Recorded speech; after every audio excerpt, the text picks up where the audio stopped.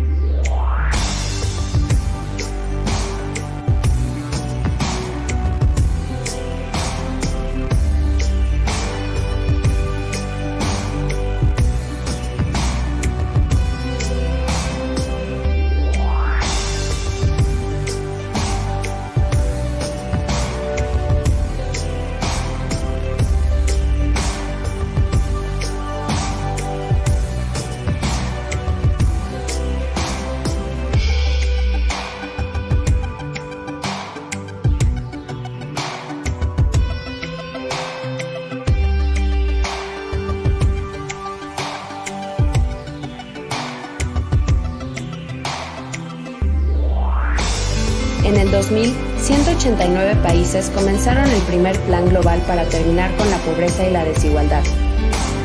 Se establecieron 8 objetivos, 21 metas y 60 indicadores, y se les llamó Objetivos de Desarrollo del Milenio. México avanzó en el cumplimiento de todos los objetivos. Por ejemplo, se redujo a la mitad el porcentaje de personas en situación de hambre. Se logró que 97.4% de los niños y niñas completaran la enseñanza primaria. Mantuvo la prevalencia de VIH-Sida por debajo del 0.6% para la población de entre 15 y 49 años, y 9 de cada 10 personas ahora cuentan con agua potable, entre otros logros. Disminuyó la pobreza extrema, mejoró la salud materna, la igualdad de género y la protección del medio ambiente. Pero aún así, queda mucho por hacer, en México y en el mundo. Por ello, en septiembre de 2015, más de 180 países nos reunimos y lanzamos un nuevo plan de acción, los Objetivos de Desarrollo Sostenible. El gran reto es transformar estos compromisos en acciones que podamos cumplir y medir. Para lograrlo, en México, la Oficina de la Presidencia de la República y el Instituto Nacional de Estadística y Geografía colaboran en la creación de una plataforma que permite explorar y comparar los cientos de indicadores que darán seguimiento a los compromisos acordados. Esta plataforma ayudará al gobierno y a la sociedad a exigir que se tomen mejores decisiones. Bueno, lamentablemente el video se corta un poquito donde nos estaban explicando sobre los indicadores y todos los avances y sobre todo estos acuerdos que había tenido México con ciertos indicadores. Pero bueno, entre los indicadores que mencionan ellos en este tipo de mediciones hay uno muy importante que es precisamente sobre el que nosotros nos atañe en este momento y lo que estamos platicando sobre los indicadores ambientales. Y es que existen varios tipos de indicadores ambientales. Vamos a mencionar unos 4 o 5, que es los que vamos a revisar. Y vamos a iniciar con el indicador en niveles de contaminación acústica. Bueno, ¿qué es la contaminación acústica? La contaminación acústica es toda esta que tenemos nosotros, obviamente, por el ruido, por el sonido, por todos los ruidos rosa, se les llama cuando están grabando en los estudios, el ruido que está en nuestro ambiente, que pareciera que no es dañino, pero la verdad es que el ruido es parte de la contaminación y realmente es algo que producimos absolutamente todos, desde tener la música muy en alto en nuestras casas, desde el sonido de los claxons, desde los sonidos que emite pues todo el tráfico, cuando estamos todos estresados, todos empiezan a pitar y todos empiezan a moverse y a no moverse y a acelerar el coche, se empieza a llenar de un ruido excesivo y a la gente le provoca ansiedad, le da algún tipo de ataque mental, algún tipo de nervios, etcétera. Entonces contaminación realmente es dañino, y sí es dañino porque también el medio ambiente se golpea con este tipo de sonidos, estas ondas sonoras que pareciera que no, pero sí son algo dañinas.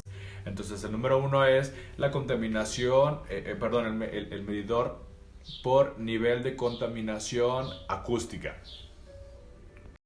Otro indicador es el de la contaminación atmosférica. Yo no sé si alguna vez han tenido oportunidad de revisar el clima en sus celulares, y hay veces que aparece el nivel de CO2, el nivel de hidrocarburos que hay en el aire, y ahí dice un indicador que dice que si es o no es bueno el aire para respirar, que si es en ese momento lo mejor que puedas hacer es salir al medio ambiente.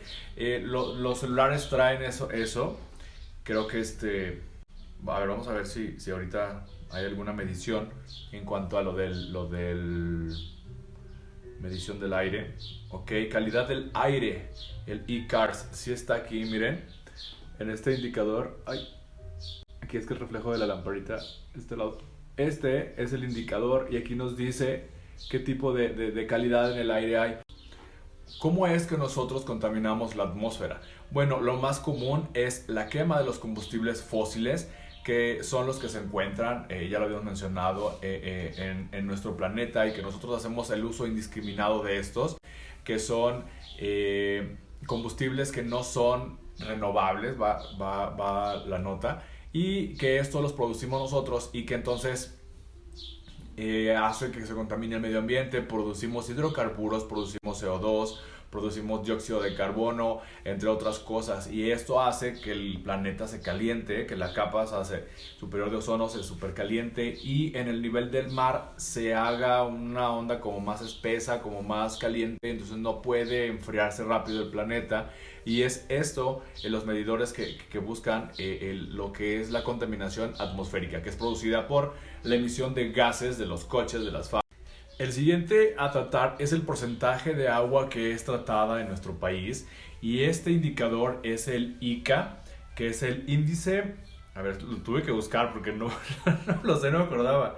El ICA, que es el índice de calidad del agua, es el cual se basa los estudios, en este caso los indicadores, sobre cómo está siendo tratada el agua en nuestro país. Ya que hay estudios, bueno, el último que leí fue de 2019, donde dice que el 30% de las aguas solamente es tratada y a medias en nuestro país, lo cual quiere decir que los ríos, lagos, lagunas y arroyos siguen siendo lugares de desecho para las comunidades, para las fábricas, para los negocios, que indiscriminadamente los pueblos completos, incluso los drenajes de ciertos pueblos, que echan todo al río. Y esto de verdad es de suma importancia, chavos, ya que hay muchas personas en la actualidad que siguen teniendo la cultura, o mejor dicho, la no cultura de la limpieza del medio ambiente. Y como les decía, hay pueblos, me consta, donde los drenajes van a dar completamente a los arroyos, riachuelos y ríos. Entonces es una contaminación muy grande. El ICA mide precisamente todo esto, los desechos fecales, los tipos de contaminantes que caen en el agua, y que después pues vas a decir, pues a lo mejor yo no me voy a bañar en ese río, pero qué tal que consumes productos agrícolas que son regados y que los animales toman estas aguas. Entonces indirectamente nosotros estamos consumiendo nuevamente todo este contaminante. Es importante, ¿qué podemos hacer nosotros con lo del agua? Por ejemplo, pasa que las mamás o nosotros mismos echamos los aceites de cuando cocinamos directamente al fregadero. Esto no solamente nos tapa las tuberías, sino que también contamina por mucho los mantos freáticos de nuestra localidad. Otro indicador que es exponencialmente conocido en México es el de los RP, que es el indicador sobre residuos peligrosos. Bueno, ¿cuáles son los residuos peligrosos en nuestro país y en el mundo?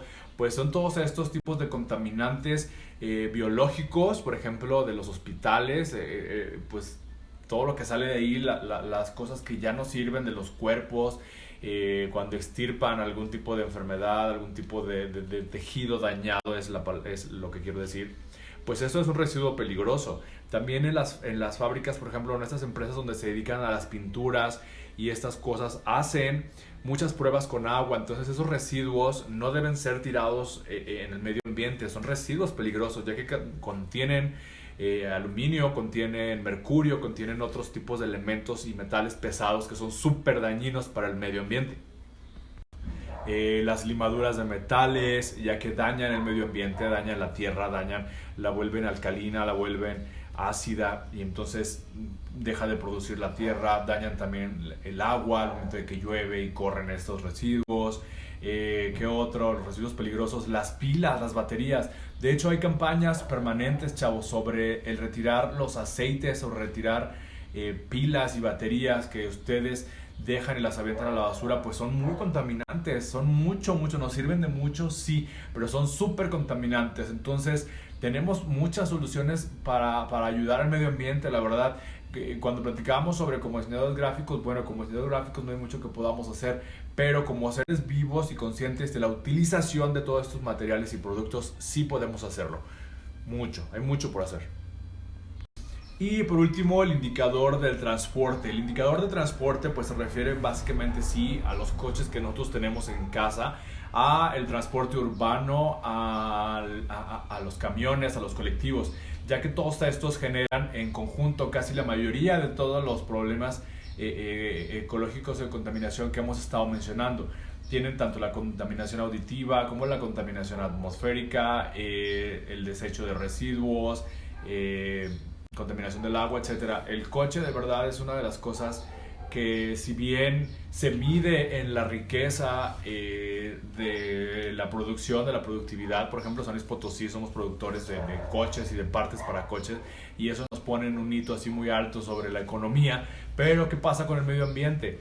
De verdad debemos de empezar a dejar de utilizar los coches tanto, debemos empezar a pensar en más sanos, más verdes, más ecológicos.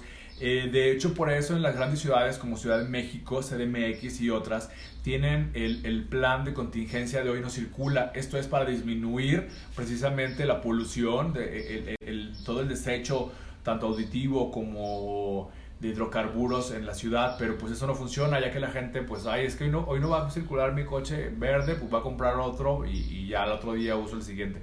Entonces sigue siendo. ¿Cuál es que los gobiernos tengan esta capacidad, que tengan este compromiso con el medio ambiente y crear líneas ferroviarias como el tren, los ecotrenes, etcétera, que no contaminan tanto y que utilizan no hidrocarburos tan contaminantes, o que pueden ser reciclados, que son también de energía?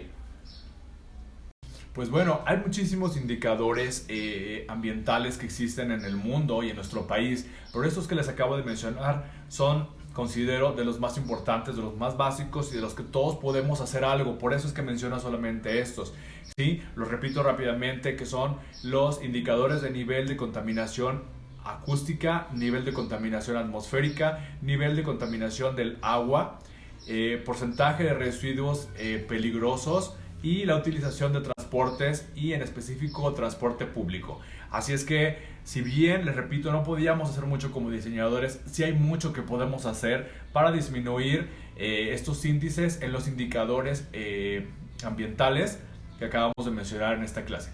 Los veo muy pronto. Por favor, chéquense todos estos, y si pueden sacar más información para los trabajos y tareas, va a ser maravilloso. Muchísimas gracias.